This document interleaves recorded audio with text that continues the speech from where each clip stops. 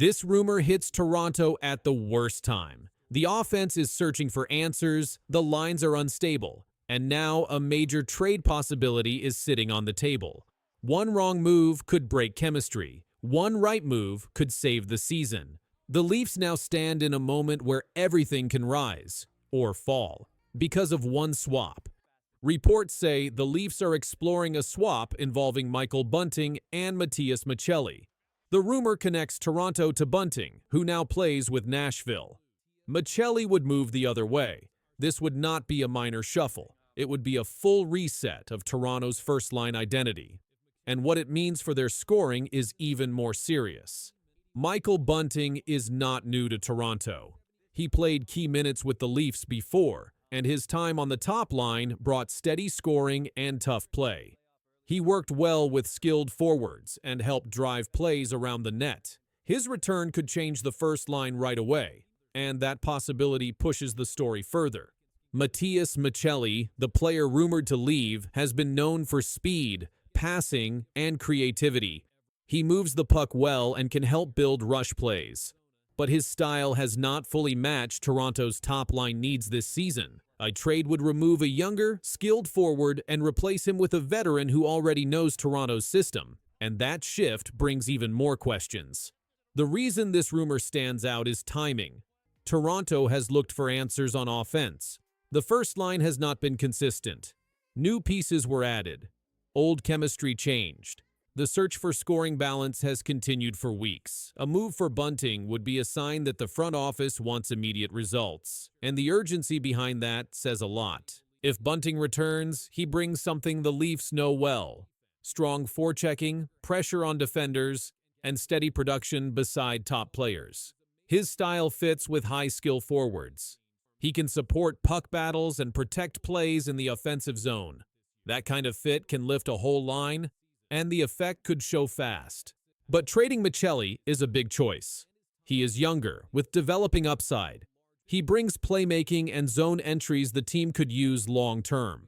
Moving him means choosing present results over future growth. It means Toronto is pushing hard for wins right now, and that reveals how tight the season has become. This swap would also send a message inside the locker room. Changing top-line players mid-season shows the team wants new energy. It tells players that production must rise. It tells everyone the front office is ready to act if things do not improve. And that kind of message can change how a team responds. If Bunting joins the top line again, Toronto gains a forward who already proved he can score in that role. He has shown he can play beside the team's stars and keep up with fast, skilled play. His past success gives the Leafs a clearer picture of what to expect, and that makes the move even more tempting for the front office. But this deal does not come without challenges. Toronto must balance salary and roster space.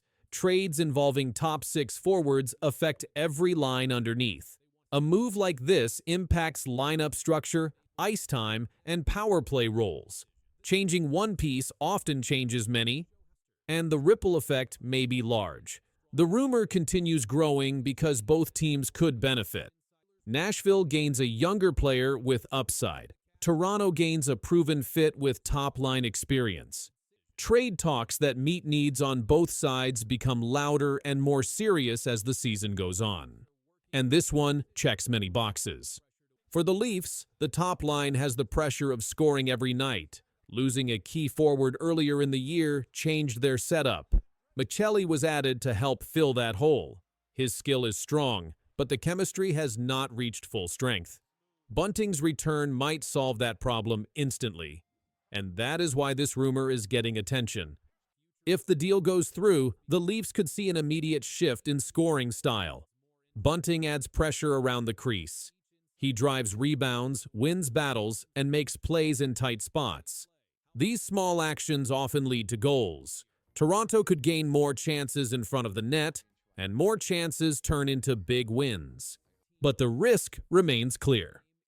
Maccelli's value is not small. His playmaking can help any team that uses him the right way. Trading him means Toronto is betting that Bunting brings more short-term success. That kind of choice carries weight, and the front office knows the pressure attached. This rumor picks up speed because Toronto has shown signs that changes are coming. The search for the right top-line combination has lasted all season. Injuries, new signings, and role shifts have been constant. A move for Bunting would be a bold attempt to lock in a stable first-line group, and the impact of that could reach every line on the team. Even defensive structure benefits when the top line works well. More pressure up front means fewer defensive scrambles. More offensive zone time means fewer dangerous rushes against. Good offense protects the defense, and Toronto needs that support right now. If this trade becomes real, the Leafs' offense could shift overnight. The first line can gain toughness, grit, scoring, and a proven fit. The lineup behind them becomes stronger with roles better defined. Toronto gains clarity and direction in a season filled with changes. And that is why this move could change everything. For now, the trade is only a rumor. But it is a rumor that matches team needs, timing, and roster direction. If the Leafs make this move, the top line may look very different, and the offense may transform fast, and the decision could shape the rest of their season. The difficulty of this business is sometimes really good people and people that are good at their job have to be changed.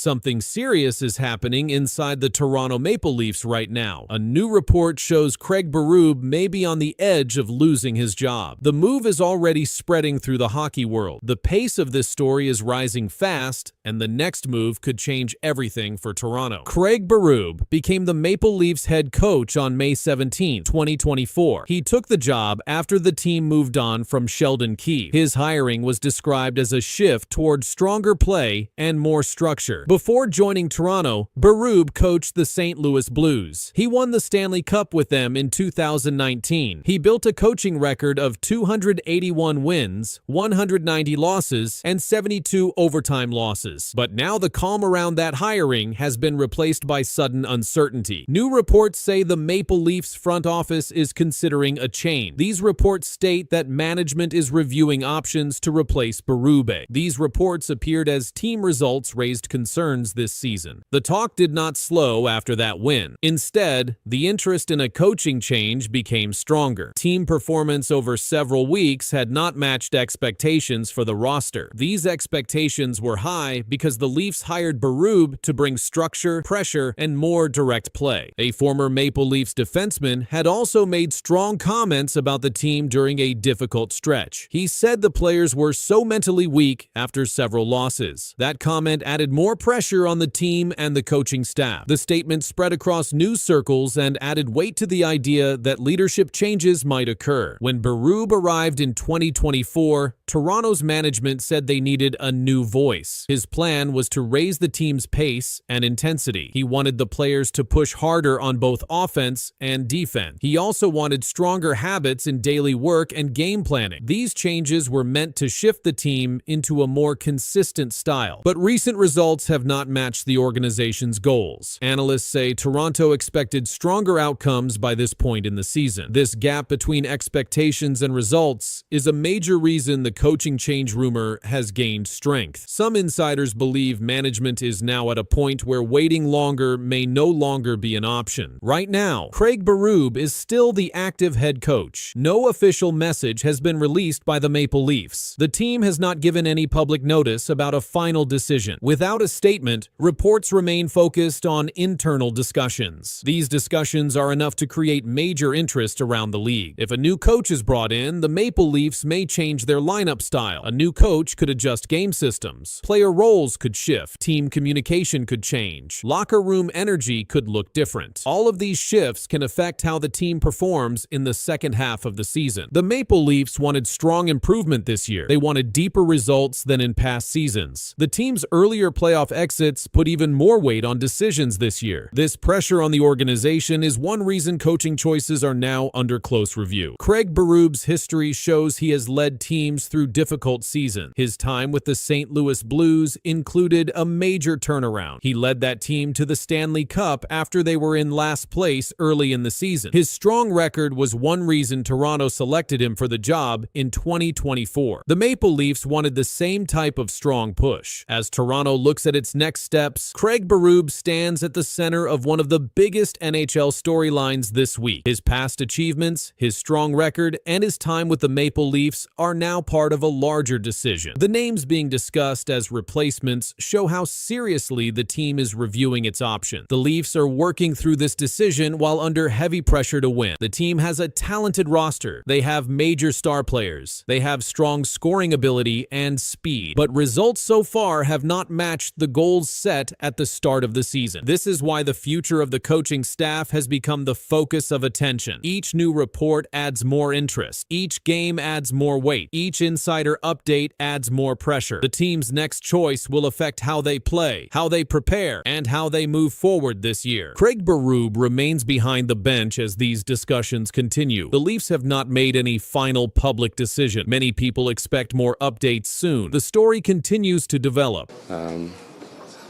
I think last night is the kind of accumulation of a lot of different things, and last night's a great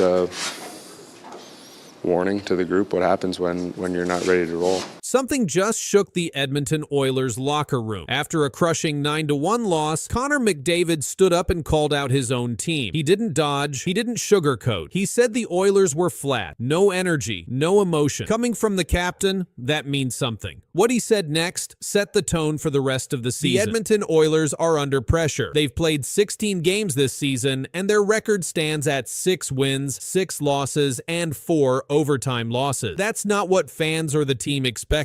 And after getting blown out 9-1 by the Colorado Avalanche, something had to be said. Connor McDavid said it. Early on, obviously, we found an issue to bring some of that emotion, some of that energy to the game. That's not fighting. That's not anything. It's just bringing that energy, skating, a little bit more physical. In his post-game comments, McDavid told reporters, "It's been flat. That starts with me as a leader. There's maybe not been enough energy, not enough emotion, and we have to find a way to bring some of that into the game." This wasn't just about one game. McDavid spoke about the team's attitude over several games. He said, "We all have a hand in bringing just a little bit more, emotionally, physically, and just to our game as a whole." McDavid has 22 points this season, 5 goals, and 17 assists, but he's also -6 at even strength. That shows even the best players on the team are getting outscored when they're on the ice. The loss to Colorado was Edmonton's worst home defeat since 2009. The Avalanche scored goal after goal, and the Oilers didn't have an answer. The team was down 4-0 after the first period, and it only got worse from there. This wasn't just a bad night. It was a wake-up call. The Oilers were supposed to be Cup contenders again. They reached the Stanley Cup final 2 seasons in a row, but right now, their play doesn't match that level. Over the last 10 games, their record is 4 wins, 3 losses, and 3 overtime losses. That's not terrible, but it's not what a contending team expects. Now, with McDavid calling for more effort and emotion, the whole organization is on alert. The message is clear. Things have to change now. McDavid's message wasn't just frustration, it was a warning, and it wasn't only for the player, it reached the coaching staff and front office too. When a captain speaks like this after a blowout loss, it signals a bigger problem inside the team. Coach Chris Knoblauch now faces pressure to respond. Line changes, goalie decisions, and defensive structure are all under review. The Oilers can't afford to let this slide. Their next games are critical. McDavid said, "We have to find a way to bring more." That starts immediately. McDavid's call for emotion matters. Hockey isn't just about skill. It's about fight. The Oilers haven't shown enough of it. They've looked flat, not just in one game, but over several. That's why his comments hit so hard. This also affects the fans. The Oilers have one of the most passionate fan bases in the NHL. A 9-1 home loss sting. And when your best player says the team isn't bringing enough, fans expect action. Behind the scenes, the organization must decide how to fix this. Trades, call-ups, system changes, it's not clear yet. But McDavid just put everyone on notice. He didn't blame others. He included himself, but he didn't stay quiet. His leadership now demands results. Not someday, but now. Edmonton's next games will say a lot. If they come out with speed, energy, and purpose, this could be the turning point. If not, bigger changes could follow. For now, one fact stands out. The Oilers captain just spoke louder than ever, and now the entire hockey world is watching how they answer. Against our standards, and I thought we played I thought we played with some pretty high standards today, and again, saying that, it doesn't guarantee a victory. It doesn't mean it's perfect, but I felt our intentions were there. We were organized in our 5-on-5 play, and it was a good game. I thought we stayed patient. It's unfortunate we don't get the 2 point, but a lot of positive. Martin St. Louis made a shocking announcement to the Montreal Canadiens on November 8, 2025. The goaltending controversy exploded 24 hours earlier when Jakub Dobes cried after losing. His veteran Samuel Montembeault ranked second worst in the NHL statistically. St. Louis canceled practice immediately. He called Dobes into his office. The decision he revealed would alter everything. Dobes stopped 24 of 28 shots in the 4-3 overtime defeat. His record dropped to 6-0-1. The loss came when Jesper Bratt scored 93 seconds into overtime with a backhand shot through the 5-hole. Dobes took full responsibility for the team's first overtime loss of the season. "We played good enough to win, just not good enough from my side," Dobes told reporters after the game. "I don't know, just really hard. This is a tough one. Just sucks. It happened last year. It happened this year. Lose to those guys in OT. So just disappointed in myself. That's pretty much it." The emotional display shocked media members present. NHL.com reporter Mike Montreal witnessed the scene firsthand. "Don't know if I've ever seen this before, but MTL rookie goalie Jakub Dobes, who entered this game 6-0-0, was literally in tears, blaming himself for the Canadiens' loss." Montreal posted on social media. "We, the media, tried to console him, telling him to keep his head up. Kid is putting so much pressure on himself." Martin St. Louis addressed the situation during his press conference. "Everybody handles situations differently, and he took it hard," St. Louis said. "It's probably a big reason why he's at this level. He's probably demanding of himself. We'll talk to Dobes. He's played really well for us." Teammates rushed to defend their goaltender. Defenseman Noah Dobson spoke with reporters after the game. Dobson said, "But it just shows the character and passion in this room. Everyone holds themselves to a high standard and wants to do what they can to help the team win. But we know in the room he's been a backbone for us this year, so there's no need for him to do that and put it on himself." This situation placed St. Louis in a difficult position regarding his goaltending rotation. Samuel Montembeault, the presumed starting goaltender, has struggled severely this season. The 28-year-old carries a 2-3 record with a 3.82 goals against average and .842 save percentage through 5 games. St. Louis maintained confidence in his struggling veteran. "If you ask me if I'm worried, no, I'm not worried," St. Louis said. The coach continued defending Montembeault's abilities. "I didn't have a single idea in mind. We have 2 good goaltenders," St. Louis added. "Dobes is definitely having a good streak, but Monty is going to have streaks like that too. We're well equipped in front of the net." Dobes maintains elite statistics despite his first loss. He ranks 3rd in the NHL with a 2.25 goals against average. His .920 save percentage places him 4th among all goaltenders. The Czech netminder has started 6 of Montreal's last 8 games. Montembeault acknowledged his struggles publicly. "I know what I can do, and I've worked a lot the last 4 years to grow my game," Montembeault said. "Obviously not the best start so far, but we're going to keep working to get to where we were at." The goaltender revealed technical adjustments he's making. "I felt like during games I was shrinking a lot when guys were shooting or when I was trying to find pucks through screen," Montembeault explained. "I actually looked at myself in the glass the last practice, putting my blocker and my glove more outside and try to be more patient." Montreal sits first in the Atlantic Division with a 9-3-2 record. The Canadiens host the Utah Mammoth on November 8. St. Louis must choose between the emotional rookie seeking redemption and the veteran fighting to regain his form. Do we get it perfect? Not necessarily, because sometimes you want matchup, you want the right flow for your players as well.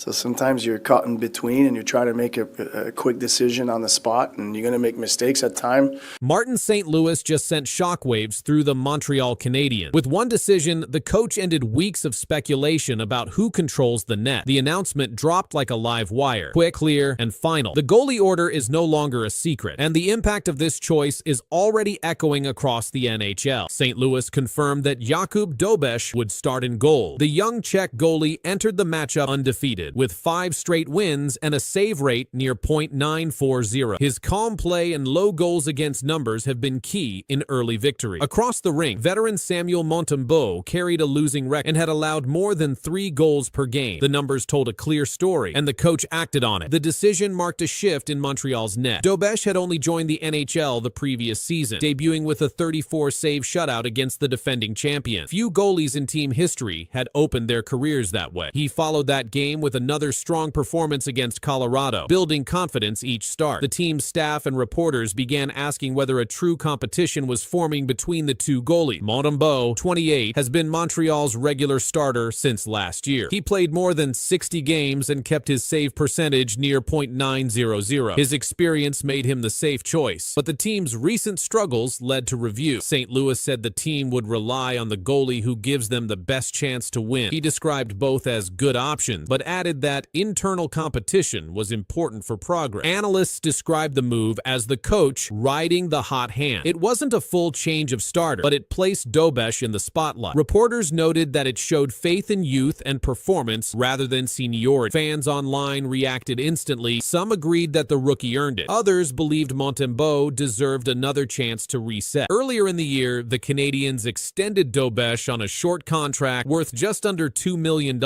suggesting confidence in his development. That deal now looks timely. Management is monitoring both goalies closely as the team adjusts through its early season schedule. For Montreal, the announcement turned a routine rotation into a headline. St. Louis didn't raise his voice or use big words. He just confirmed who would stand in the crease, and that single choice shook the team's entire goaltending picture. After the announcement, the Canadiens camp grew tense. Inside the team, the message was clear. Performance now decides who gets the net. There are no long guarantees. St. Louis said the team must choose the goalie who gives the best chance to win right now.